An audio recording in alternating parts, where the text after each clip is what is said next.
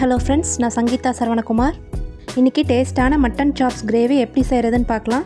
இது white rice, idli, dosa, chapati எல்லாத்துக்கும் ரொம்ப மேட்சிங்காக இருக்கும். 1/2 கிலோ மட்டனை க்ளீன் பண்ணி வாஷ் பண்ணி எடுத்திருக்கேன். இதை ஒரு குக்கரில் மாற்றி 1 டம்ளர் தண்ணி ஊற்றிக்கலாம். கொஞ்சமாக உப்பு, மிளகாய்த்தூள், மஞ்சத்தூள் சேர்த்து மூடி வச்சிடலாம். குக்கரை மூடி ஒரு 7 விசில் வச்சு எடுத்துக்கலாம். மட்டன் நல்லா குக் ஆகிடுச்சு. ஒரு மிக்ஸி ஜாரில் 20 சின்ன வெங்காயம், ஒரு பச்சை மிளகாய், கொஞ்சமாக கருவேப்பிலை, குட்டி குட்டியாக கட் பண்ண 1/2 மூடி தேங்காய், ஒரு பெரிய பீஸ் பட்டை, 4-5 கிராம்பு, 1 ஸ்பூன் சீரகம், 1 ஸ்பூன் சோம்பு, 1 ஸ்பூன் மிளகு, 3 ஸ்பூன் கொத்தமல்லி தூள், கொஞ்சமாக கருவேப்பிலை, கொத்தமல்லி தழை, இது எல்லாத்தையும் சேர்த்து நல்லா ஃபைன் பேஸ்ட்டாக அரைச்சி எடுத்துக்கலாம். ஒரு கடாயில் 2 டேபிள் ஸ்பூன் எண்ணெய் ஊற்றிக்கலாம்.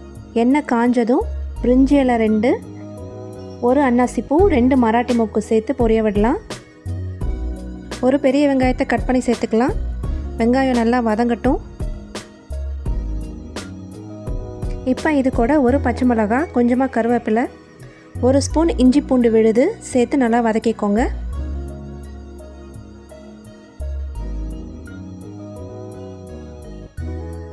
ரெண்டு தக்காளியை குட்டி குட்டியாக கட் பண்ணி சேர்த்துக்கலாம். தக்காளி வதங்கினதும் 1 ஸ்பூன் மிளகாய்த்தூள், 1/2 ஸ்பூன் மஞ்சள்தூள் சேர்த்து வதக்கிக்கலாம். 2 நிமிஷம் கழித்து எண்ணெய் தனியாக பிரிஞ்சு வந்திருக்கு. இந்த ஸ்டேஜில் நாம் அரைச்சி வச்சுருக்கிற மசாலாவை ஊற்றிக்கலாம். வேக வச்ச மட்டன் பீசஸையும் இது கூட சேர்த்திக்கோங்க. கிரேவிக்கு தேவையான அளவு உப்பு சேர்த்துக்கலாம். 1/2 டம்ளர் தண்ணி சேர்த்து எல்லாத்தையும் நல்லா மிக்ஸ் பண்ணி விட்டுருங்க.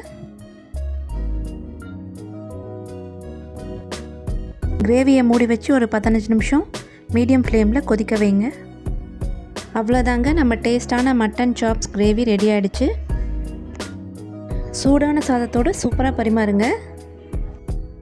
நீங்கள் இன்னும் நம்ம சேனலை சப்ஸ்கிரைப் பண்ணலன்னா மறக்காமல் சப்ஸ்கிரைப் பண்ணிடுங்க. நெக்ஸ்ட் வீடியோவில் பார்க்கலாம். Good bye.